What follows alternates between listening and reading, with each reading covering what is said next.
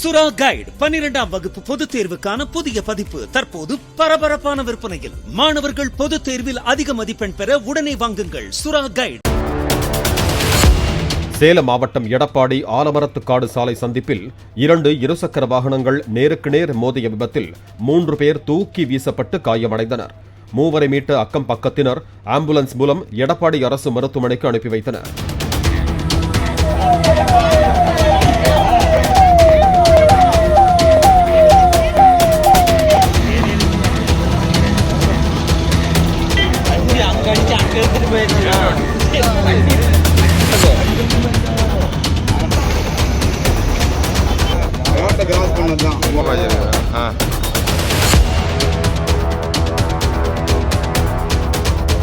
சுரா கைடு 12ஆம் வகுப்பு பொதுத் தேர்வுக்கான புதிய பதிப்பு தற்போது பரபரப்பான விற்பனையில். மாணவர்கள் பொதுத் தேர்வில் அதிக மதிப்பெண் பெற உடனே வாங்குங்கள் சுரா கைடு.